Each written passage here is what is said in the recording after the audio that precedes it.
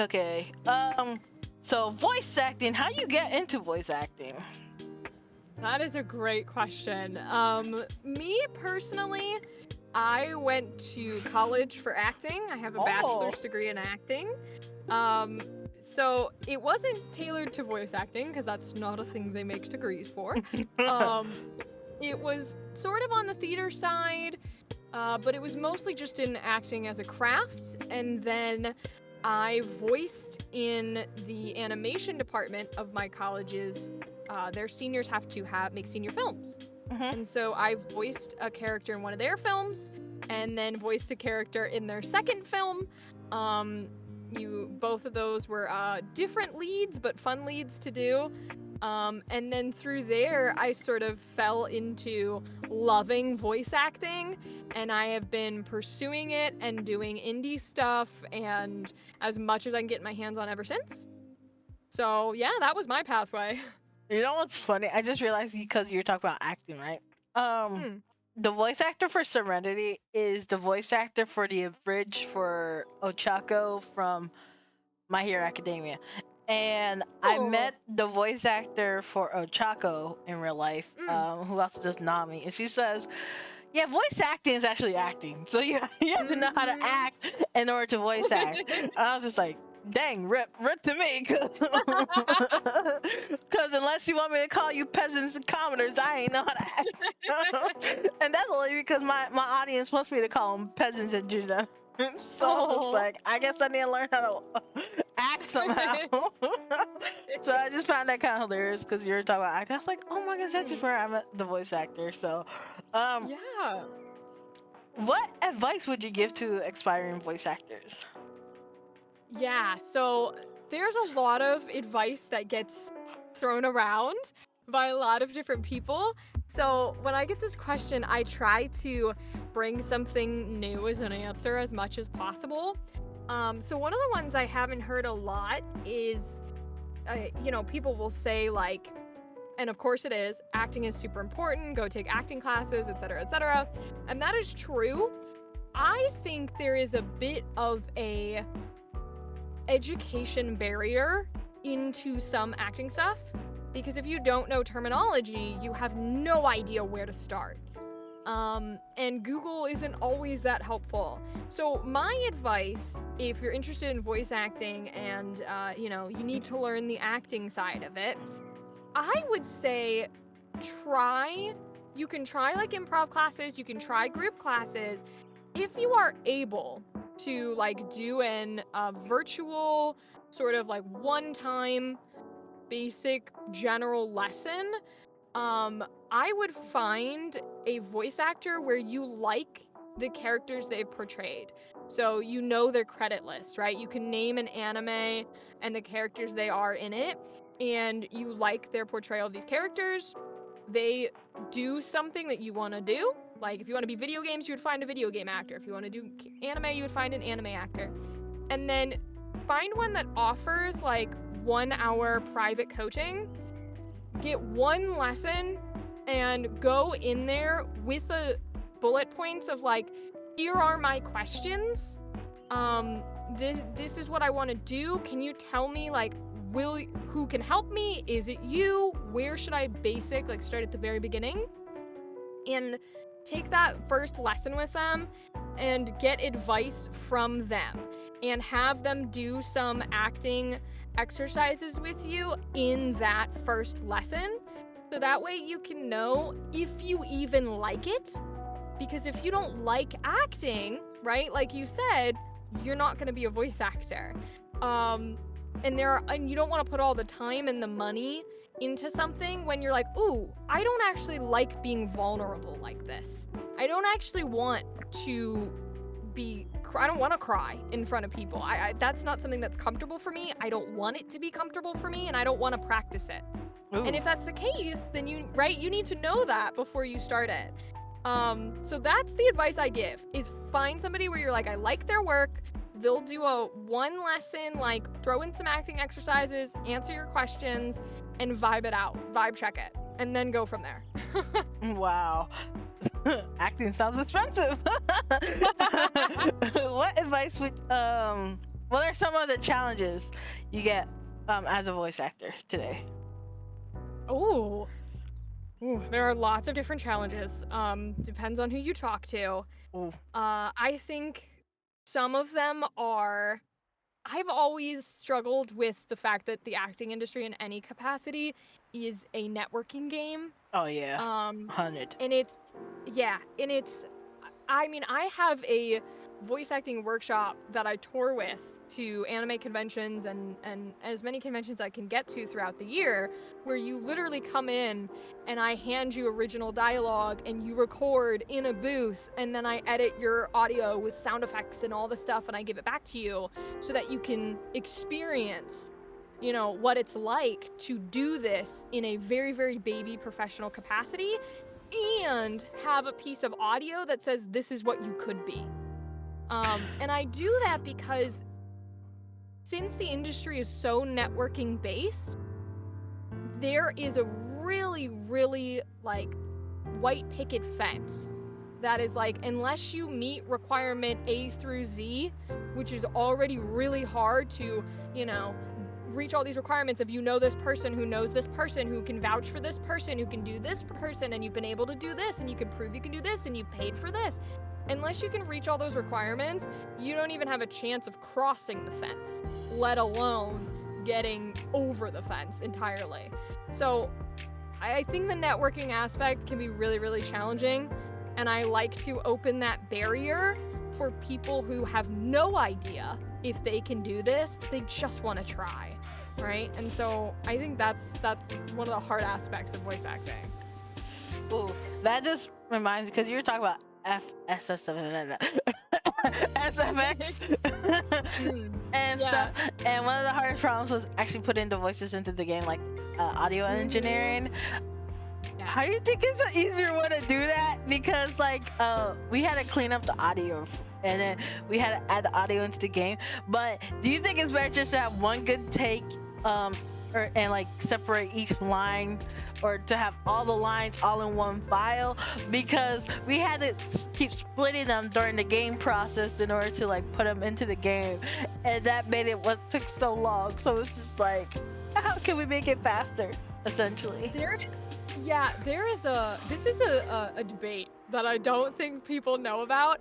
So on the professional side, from the voice actor perspective and the like director perspective, it is usually like, even, you know, you send in sort of a full piece of audio, unedited, untouched, all of the jazz on there, right? You're not sending in like a bunch of little ones.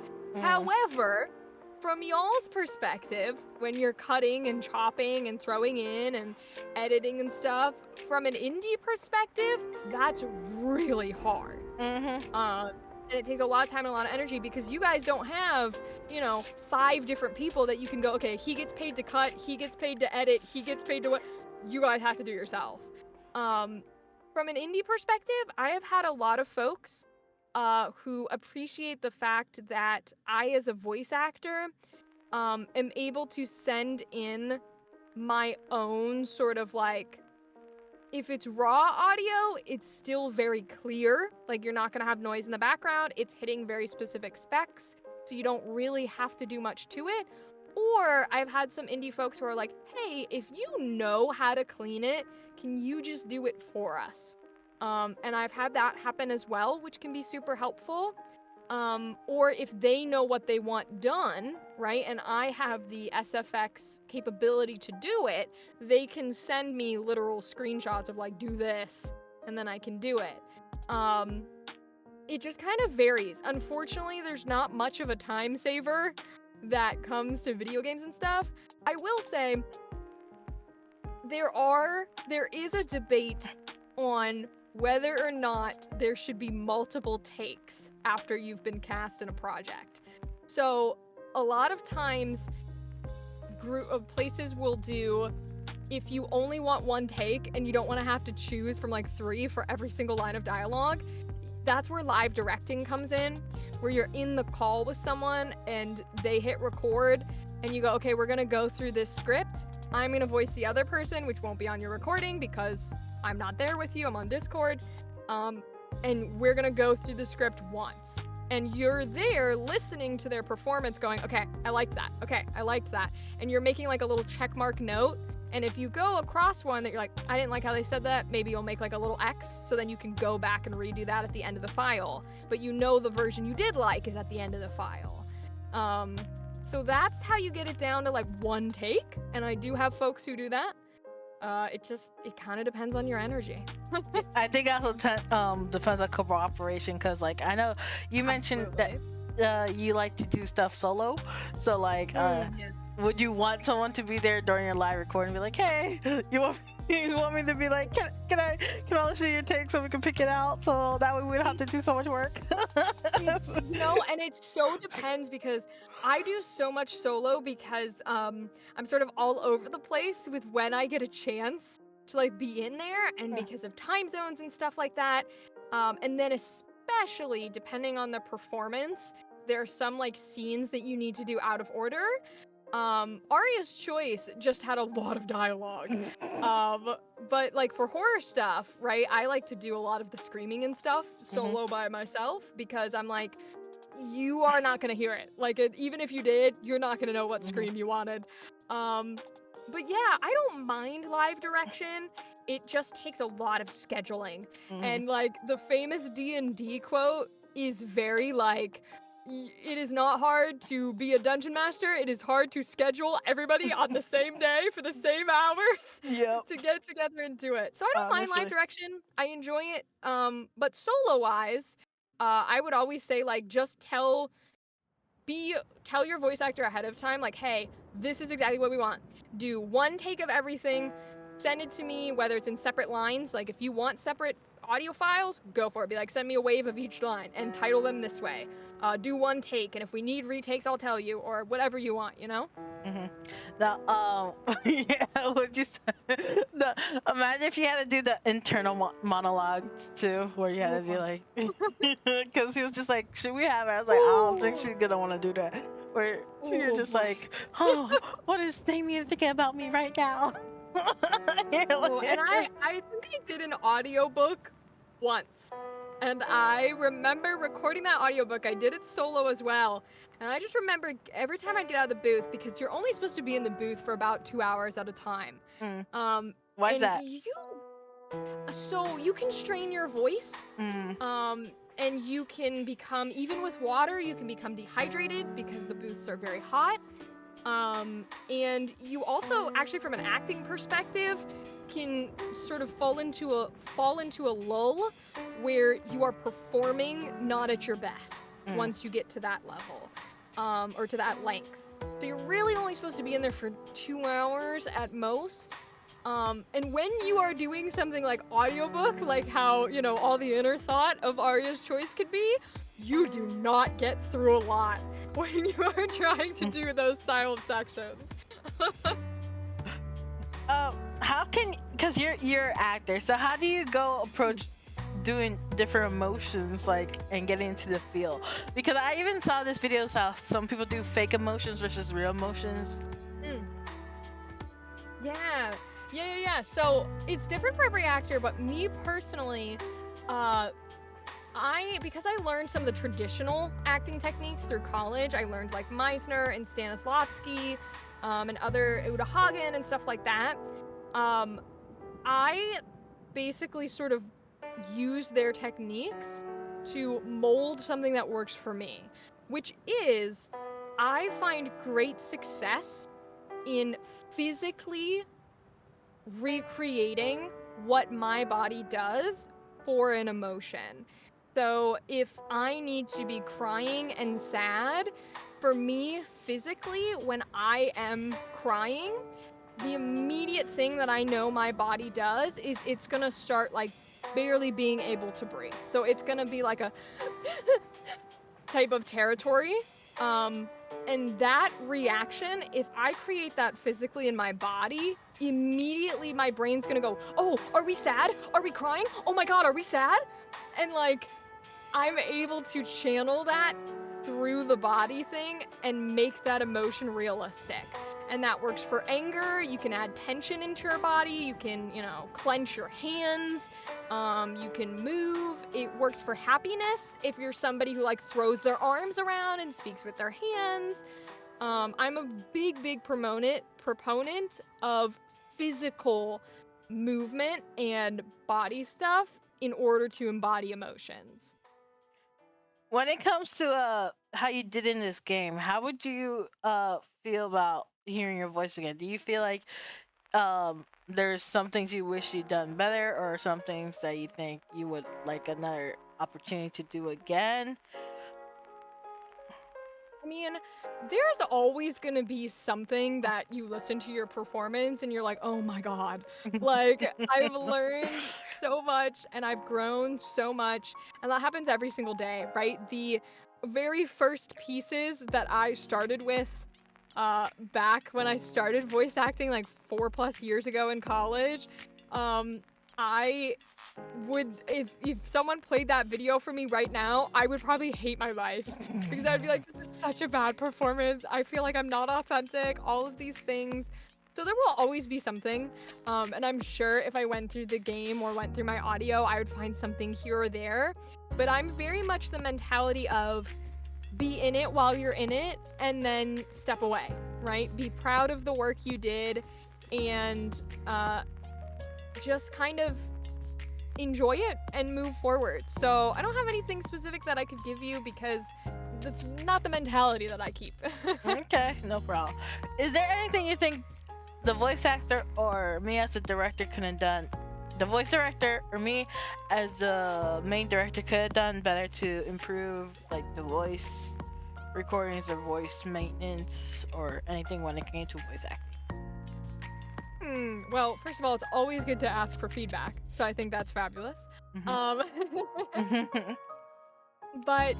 I mean, I just think as long as you are communicating properly, then that is always what matters, right? Is like be as open, and I would even say as somebody who is so bad with like not communication, but sort of reading tone and stuff, I would say like don't be afraid to talk to somebody like they're like 5 years old and be like, okay, I need you to click on the recording software, open the recording software, record this. Like, it might sound condescending and like you're not giving somebody respect, but for someone like me, it's really helpful because my brain is always like, is this what they meant? What if I'm doing it wrong? Like, what if that's not what they meant? And then I get stuck in that sort of cycle. So, but you guys were pretty communicative, but I think always that kind of communication is helpful. So baby steps, essentially, like read it as a child, be like, this is what you need to do. Step 1. Okay, Yes. These are the last 4 questions.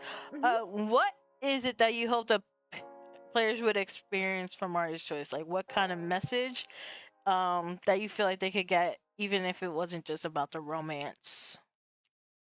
Ooh. I think... Oh, I would want them to experience kind of like different perspectives, I think, because Aria's Choice has a great way of, you know, whether you romance the toxic boys or the good boys, I think you still see different perspectives on life. And you might not agree with those character thoughts and choices and dialogue, but you're able to be like, huh, I see why this character acts in this way. I can imagine how they might behave, and do I like where that would put the character I'm playing as in a relationship, right? If you can do that for fictional characters, then you can take that back for your own life, and I think that would be good for players. What do you think you learned from this project? Ooh. I learned that there is so much love and creativity put into games like this. I always know every time I'm able to be a part of anything indie, but especially indie games, I know there's so much work happening behind the scenes, but sometimes you don't always get sort of a view into that. Sometimes you get like, thanks for the dialogue and the game is done. Here you go. And that's sort of the end of the communication. And so I think working on this project has been fun because, I mean, we're even doing like a whole interview right now, which is so cool. I've been enjoying these interviews. Yes. And you know, everybody's super friendly and they worked so hard. And I love when processes are like that and getting to learn about all the different pieces that went into it. Do you have any funny or memorable anecdotes from your recording Aria's Choice? Like something you did, you're like, oh my goodness, I can't believe that happened. Oh my gosh, it's that same paragraph. Oh Lord. The love triangles, man. I love it. The triangular theory of love. I swear there is probably an outtake somewhere of me genuinely just because it became mush in my mouth to where every time I would try to say the sentence, I'd be like, like every single time, I just couldn't say the sentence. I would not be able to get through the triangular theory of love. And then if I could get through that part, I would get to the intimacy passion, like that little section. Oh my God, took me forever.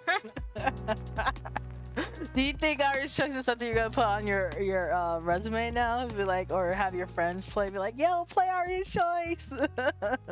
Oh, like, it is already on my website. 100%. It was on my website. It is on my itch.io. Like, play it, listen to it. If I had any nerds in my family, I would let them play it. But friend-wise, and honestly, like, even just members of my community, I'm like, yes, play the game. Play Aria's Choice. I'm gonna need your link so that people can find your social media, by the way. Of course.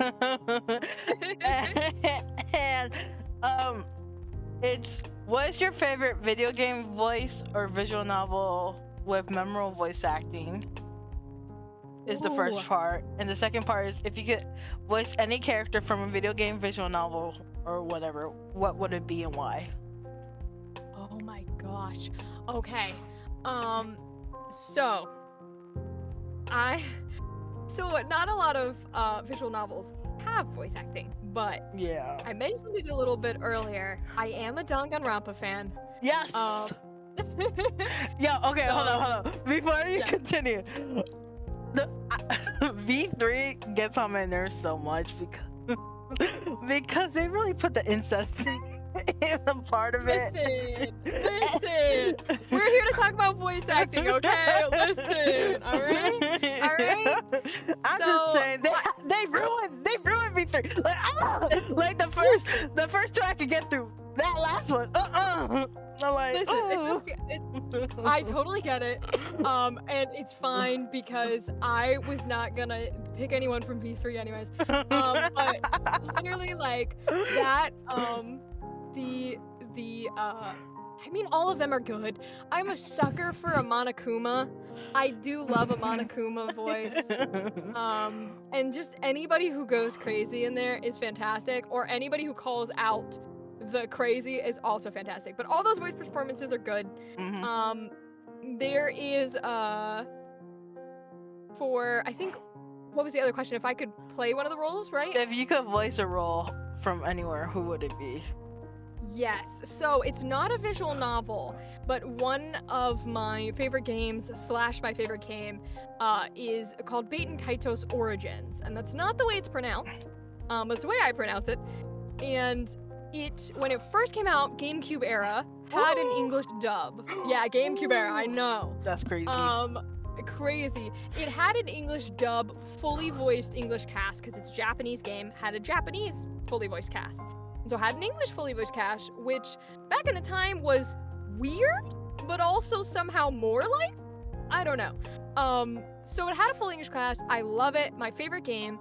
It recently got remastered, but there's no English voice cast because Yup, for licensing and rights reasons, they were not allowed to keep any of the English, only the Japanese. So if I got to voice a role, I think I would genuinely cry my eyes out and be totally satisfied if I got to voice my favorite character in that game.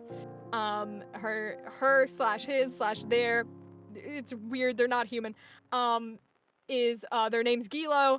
And I would love to voice a character in that game, 100%. Oh my goodness. I still have to think on that. But if you would like to do the outro in your favorite voice to do with your social media so we could wrap up, that would be fancy. Oh my gosh. Okay, well, I'll do a couple of different voices then, and I'll just make it one streamlined. Okay. Because I have a few. So, I'll start here. My name is Rachel Schumacher, and I voiced Aria in Aria's Choice. You can find me in a lot of different places on the internet. I am on all sorts of social media under my name, so you can go look for me there. And if you want to see some other content, I'm on YouTube and Twitch. I live stream there as well as make voice acting content. And don't forget about me. You see, I also make TTRPG content. So if you want some cool Dungeons and Dice shows, you can follow me there as well, and you'll see all of those videos. And yeah, come find me. Imagine if Lloyd's Playbook, you were voicing all the girls. You're just like, and then you voice Aria, and you're like, oh, this is weird. Yup, literally. Oh my goodness. Anywho, thank you very much for joining me. I appreciate it, and this was a fun one. Can't wait to edit this. It's gonna take me forever, but I appreciate it. It was a fun one, and it was good to know your thoughts on Aria. So, yes. Yeah. Thank you. Yeah. Thanks for everyone who watched, and if you guys enjoyed, make sure to play Aria's Choice on itch.io. It's free. But if you want to support, for free, if you wanna. If you want to toss that money in, release on Steam one day, maybe remake it entirely. We wouldn't mind. So, with that being said, this is JJBEATS signing out. You guys have a great one. Bye-bye.